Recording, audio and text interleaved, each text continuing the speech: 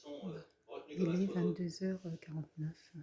Alors, 10 à 15 ans, c'est trop juste, mais ce qui est sûr, c'est que certains d'entre eux iront vers la Je, Lune et là, même j'ai allumé spatiale la télé européenne pour regarder sans échange de fonds, mais l'émission par sur, du troc, comme on dit dans la sur coopération internationale, à la, garantie la par station la NASA Persévérance d'avoir au moins de 3 la sièges NASA. pour nos astronautes vers la Lune d'ici 2030. Voilà. Merci beaucoup Jean-François Clairvoy d'avoir été en direct avec nous alors que l'on voit, on découvre encore une fois ces images absolument incroyables que nous a envoyé ce robot Persévérance, les premières images venues de Mars qui sont arrivées ce soir. On avait déjà eu des images, mais là ce sont vraiment des images qu'on a eu quasiment en direct ce soir avec quelques minutes de décalage avec Mars, si je puis dire. Et alors, on a parlé de lui, on a parlé de lui tout à l'heure, Ulysse Gosset, je vais réaliser un de vos rêves, puisque Anne-Sora Dubois, qui est au CNES, est en direct avec l'homme qui a conçu notamment cette le Laser Guy, c'est Sylvestre Maurice, si je ne m'abuse, et vous êtes avec lui, Anne-Sora Dubois.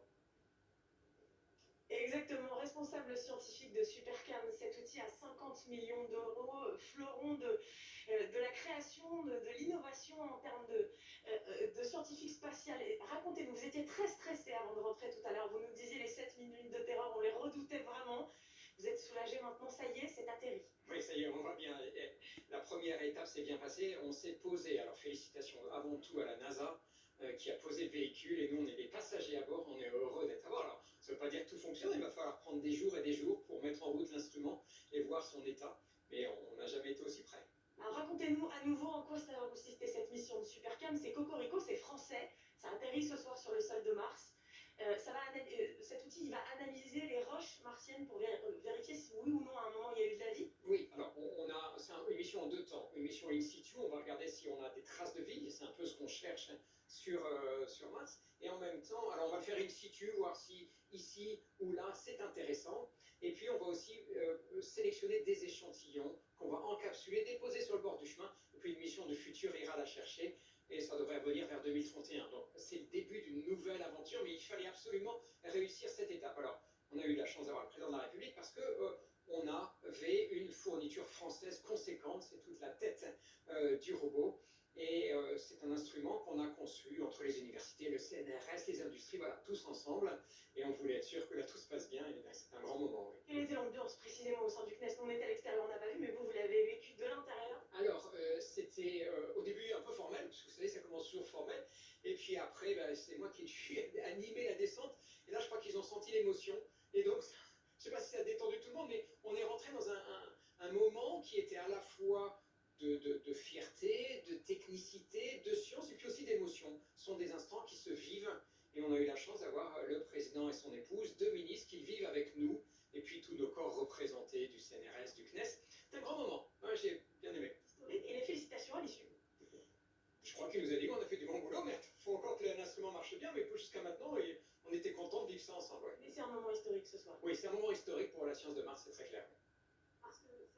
Parce que oui, des missions comme ça, la dernière qu'on avait fait aussi ambitieuse, c'était il y a 8 ans, après 8 ans et demi. Et donc voilà, on n'en fait pas souvent. Puis c'est le début du retour d'échantillons, donc c'est la première grosse mission de l'avenir aussi. Ouais, c'est bien. Merci beaucoup, c'est dans sa tête qu'est née Supercam, réussite française ce soir qui a atterri donc sur le sol de Mars. Merci beaucoup Anne-Sora Dubois en direct donc avec Laser Guy, Sylvestre Maurice qu'on a découvert ce soir et qui est donc responsable de tout la fabrication de cette Supercam qui équipe donc ce robot Persévérance. Ulysse. Juste un mot pour dire qu'il y a un autre voyage qui se prépare, qui aura lieu en 2022, c'est la sonde européenne cette fois, qui s'appelle ExoMars 2022. Elle devait partir en 2020, mais elle n'a pas pu faire pour des raisons, des retards technologiques, des problèmes d'électronique et de parachute. Mais les Européens sont dans la course, et cette fois, tenez-vous bien, vous connaissez le partenaire? Non. Mais c'est la Russie. C'est bien, je dirais, intéressant de marquer cette vision européenne de coopération avec les États-Unis. On est là passagers, comme l'a dit notre ami Sylvestre Maurice, mais on va être aussi en coopération avec les Russes qui sont toujours dans l'espace avec la station spatiale européenne. Et puis, rappelons quand même qu'il y a deux nouvelles stations qui vont partir dans l'espace pour justement accueillir les cosmonautes. Une station américaine en 2026 et une station chinoise. Ça veut dire qu'il va y avoir du monde dans l'espace dans les années qui viennent. Si on peut rajouter une petite actualité martienne prochaine, hein, on n'aura pas besoin d'attendre 2 ans l'arrivée de ce rover européen sur Mars pour avoir une actualité martienne, puisque la Chine, dans cette sonde qu'elle a envoyée qui est actuellement en orbite autour de Mars,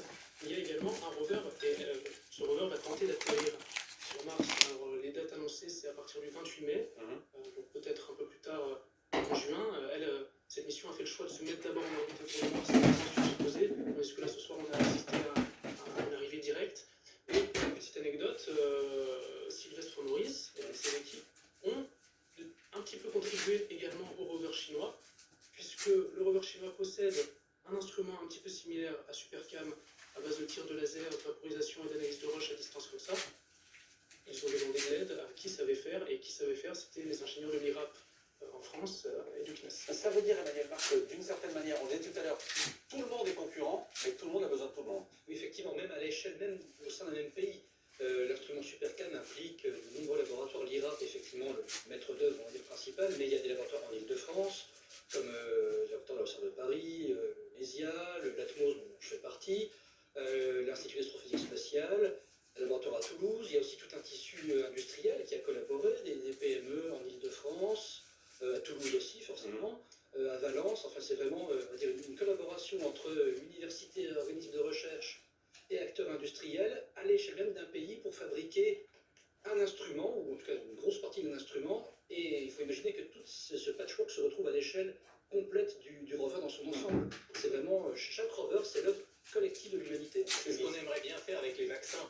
Cette coopération entre les scientifiques du privé, du public et l'aide de l'État et l'aide de l'Europe. Et ça représente combien de personnes au total pour ce Supercam? C'est des centaines de... Ça se compte en centaines. 200 ingénieurs au minimum, et à Toulouse ce soir, ils sont absolument enchantés parce qu'ils sont sur Mars aussi. Évidemment, avec Alexandre Lavoie tout à l'heure qui était à Toulouse, au centre spatial, et forcément il y a de la joie ce soir qui fait plaisir à voir. Le sourire tout à l'heure de Sylvestre Maurice fait plaisir à voir.